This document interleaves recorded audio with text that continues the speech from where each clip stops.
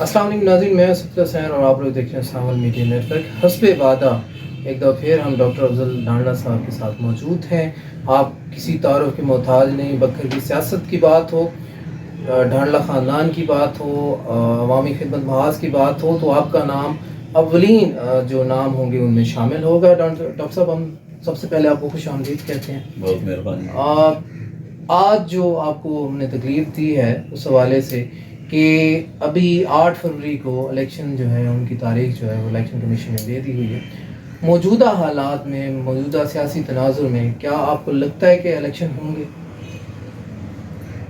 اب چونکہ election commission نے اعلان کیا ہے اور ساری الیکشن کی تیاریاں مکمل ہیں اور ہر ایک چیز وہ اپنی پروسیس کے مطابق ہو رہی ہے، لگتا تو ایسے ہے کہ ضرور الیکشن ہو جائیں گے اس تاریخ کو، کیونکہ الیکشن کے علاوہ اور کوئی بھی آؤٹ نہیں ہے ان حالات سے نکلنے کا جو حالات اس وقت چل رہے ہیں، کیونکہ نگران حکومت کو آپ اتنی دیر تک نہیں ایکسٹینڈ کر سکتے، تو الیکشن ہو جائیں گے 8 فروری۔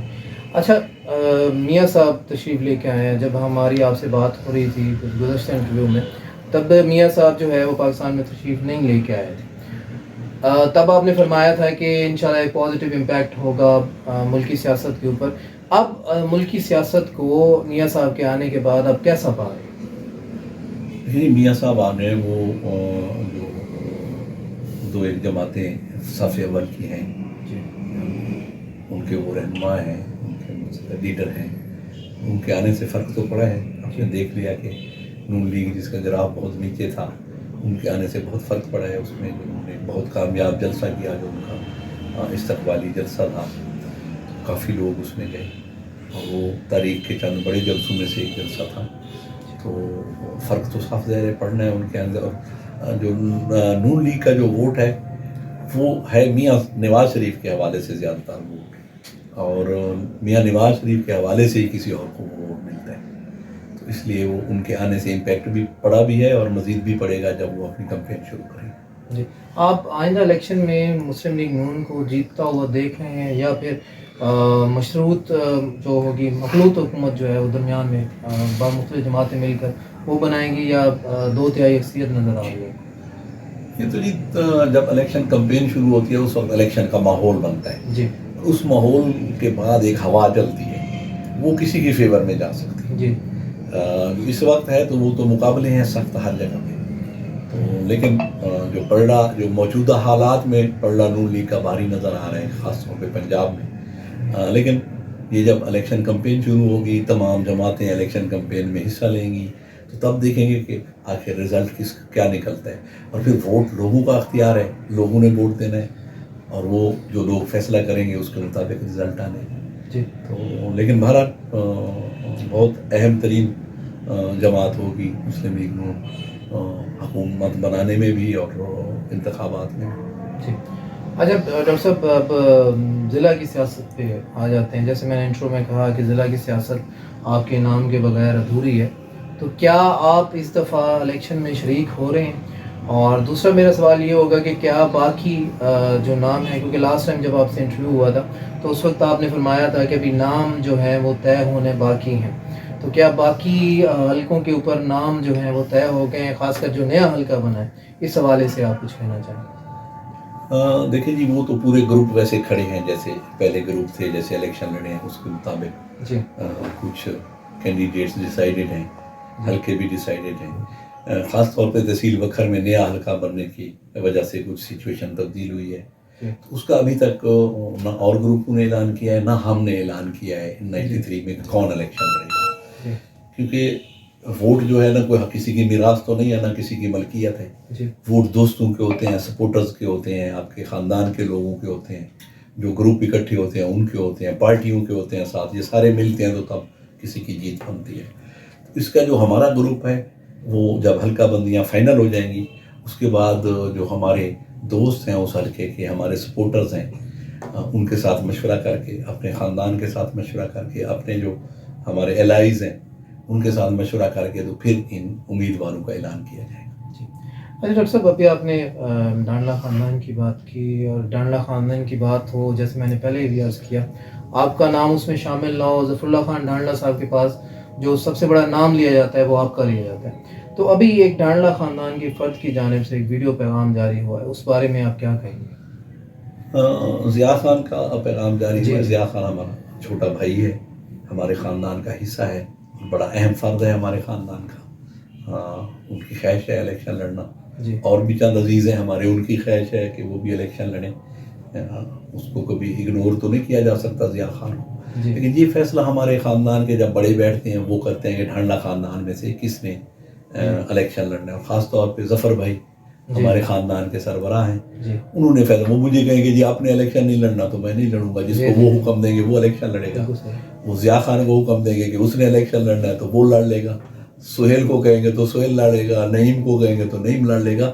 لیکن یہ سارا گروپ، جیسے پہلے میں نے کہا نا، ایک خاندان کی مشاورت جی اور دوسرا ہمارے ووٹر سپورٹرز جو ہیں ان کی مشاورت، اس کے بعد فیصلہ ہوگا. کوئی بھی ہو سکتا ہے ان میں سے، جو اس وقت فیصلہ ہوگا وہ امیدوار ہوگا اس حلقے میں سے، دوستوں کی مشاورت سے اور خاندان کی مشاورت سے. جی. اچھا ڈاکٹر صاحب، ماشاء اللہ سے آپ نے ایک 10 سال کا ٹینیور جو ہے کامیاب ٹینیور گزارا ہے. اس میں اگر آخری 5 سالوں کی بات کریں اور ضلع بکر کی ترقی کے حوالے سے بات کریں تو کون سے ایسے کام ہیں، ماشاء اللہ ہیں تو کافی، تو کون سے ایسے کام ہیں جو آپ ڈسکس کرنا چاہیں گے؟ دیکھیے ان 5 سالوں میں ویسے تو کافی کام ہوئے ہیں، لیکن ایک دو بڑے کام جو میں جن کا ذکر کرنا مناسب سمجھوں گا. سب سے پہلے تو میں تھل یونیورسٹی کے حوالے سے کہوں گا کہ تھل یونیورسٹی کا اعلان ہوا، اور تھل یونیورسٹی یہ بہت بڑا پروجیکٹ تھا اس دور کا.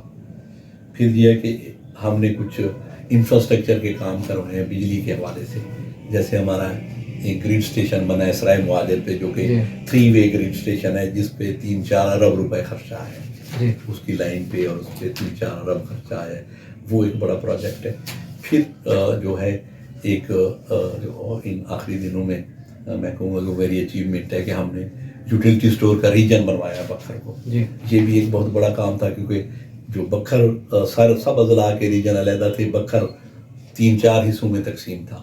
کہ ہمارے کچھ علاقے لیا کے ساتھ تھے، کچھ جھنگ کے ساتھ تھے، کچھ ڈیرہ اسماعیل خان کے ساتھ تھے، کچھ میاں والی کے ساتھ تھے. تو ہمارے جو لوگ تھے ان کو بڑی تکلیف تھی. تو یہ ریجن میں نے صرف پورے پاکستان میں بلکہ ایک ہی ریجن بنائے یا 2 بنے، اس میں سے ایک بکھر بنائے. یہ ایک بڑا کام ہے. اور جو ایک ہمارا کام جو رہ گیا ہے، جس کے لیے ابھی تک جو تشنہ تعبیر ہے، وہ تھا ہمارا میڈیکل کالج کا خواب. جی جی جی اس کی ہم نے کوشش تو بڑی کی، لیکن ابھی وہ پایا تکمیل کو نہیں پہنچ سکا. وہ اگر اللہ نے موقع دیا تو اگلا ہمارا جو ٹارگیٹ ہوگا کہ وہ ہم میڈیکل کالج بھی بکھر میں بنوائیں اور فری انڈسٹریل زون بنوائیں. یہ بھی ہمارا ایک خواب تھا کہ فری انڈسٹریل زون بھی بنے اور میڈیکل کالج بھی بنے. اس کے لیے ہماری کوششیں جاری رہیں گی انشاءاللہ. جیسے بھی فیصلہ ہوا، فیصلہ تو عوام کے ووٹ نے کرنا ہے، تو جو اللہ کو منظور ہوگا، جو عوام کی مرضی ہوگی، اس کے مطابق جب نمائندے آئیں گے تو وہ کوشش کریں گے. اور ہم تو ویسے ہر وقت ہماری خواہش ہوتی ہے کہ بکھر کے لوگوں کی خدمت کریں، بکھر کی ترقی کے لیے کام کریں. ہمارا حصہ جیسے بھی ہوا وہ ہم ڈالتے رہیں گے اس میں، اور کوشش کریں گے کہ یہ ہو سب. جی. اچھا ڈاکٹر صاحب، آپ کے مخالفین کی جانب سے ایک بہت بڑا ایلیگیشن جو ہے وہ لگایا جاتا ہے کہ ڈاکٹر صاحب نے بکھر سٹی کو بہت اگنور کیا.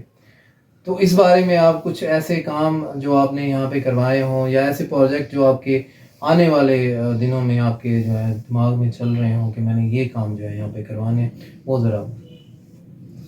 وہ ایک شعر ہے جی کہ سچ گھٹے یا بڑھے تو سچ نہ رہے، سچ گھٹے یا بڑھے تو سچ نہ رہے، اور جھوٹ کی انتہا ہی نہیں. تو میں اس پہ یہی کہوں گا کہ اگر آپ پچھلا 5 سالہ دور دیکھ لیں اور یہ 5 سالہ دور دیکھ لیں، اس میں اگر کسی نے کام کیا بکھر سٹی میں تو وہ ڈاکٹر افضل ڈھانڈلا نے کیا. آپ گواہ ہیں کہ پچھلے 5 سالہ دور میں تمام بازاروں میں میں نے ٹف ٹائی لگوائی ہے. تمام سڑکیں میرے اس دور میں یہ مرمت ہوئی تھی، کو کارپیٹ کیا تھا میں نے شہر کی مین سڑکیں جو تھیں. اب جو ہے 25 کروڑ میں نے پہلے دیا ہے جس کے کام گلیاں وغیرہ ہوئی ہیں. اب 25 کروڑ کے کام جاری ہیں جن پہ کام ہو رہا ہے. اس میں اصل میں جو ایک آپ کہیں کہ ہم اس انتظار میں تھے کہ جو مین پروجیکٹ تھا سیوریج کا بکھر شہر کا، کہ وہ مکمل ہو تو ہم پھر گلیاں بنائیں. لیکن وہ کسی نہ کسی وجہ سے تاخیر کا شکار ہو گیا. ابھی تک اس پہ کام تو ہو رہا ہے لیکن وہ مکمل نہیں ہوا. اب پچھلے سال سے 1.5 سال سے پھر ہم نے فوکس کیا کہ بکھر کی گلیاں بنوانی شروع کریں، تو کافی گلیوں میں کام ہو گیا، کچھ رہ گئی ہیں، کام ہو رہے ہیں، انشاءاللہ ان پہ بھی وہ کام مکمل ہو جائے گا، کیونکہ پیسے آئے ہوئے ہیں، ورک آرڈر ہو گیا ہے، وقتی طور پہ کچھ ٹائم کے لیے رکا ہوا ہے کام الیکشنز کی وجہ سے، تو پھر شروع ہوگا تو بہت سی گلیاں بن گئی ہیں اور بہت سی بن جائیں گی انشاءاللہ تعالیٰ۔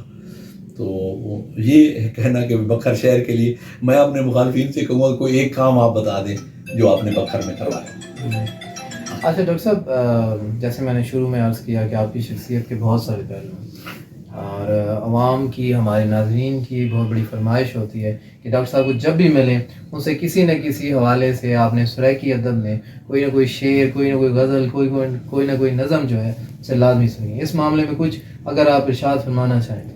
چلو میں ایک قطعہ ہے سنا دیتا ہوں آپ کو کہ ہونی سکرات ساہ کیتے، ہونی سکرات ساہ کیتے جیمون زہر دے مانگے، ہونی سکرات ساہ کیتے جیمون زہر دے مانگے، مگر اے زہر پیون لیوں سفر دا سچ ضروری ہے، اور فجر تھی سی تا پوہ دے کم دے سچ کو بارنا پوسی، فجر تھی سی تا پوہ دے کم دے سچ کو بارنا پوسی، بدن تے برف ہوئے پئی اندر دا مچ ضروری ہے۔ بہت شکریہ ڈاکٹر صاحب، بہت مہربانی، آپ نے اپنے قیمتی وقت میں سے ہمیں ٹائم عطا کیا۔ یہ تھے ڈاکٹر افضل ڈھانڈا صاحب، جو کہ اپنی سابقہ روایات کو قائم رکھتے ہوئے اپنی مٹھاس کے ساتھ گفتگو فرما رہے تھے۔ میں ہوں سب سے میرے ساتھ موجود ہے راشد محمود، انشاءاللہ پھر کسی پروگرام میں آپ کی خدمت میں حاضر ہوں گے، تب تک دیجیے اجازت، اللہ حافظ۔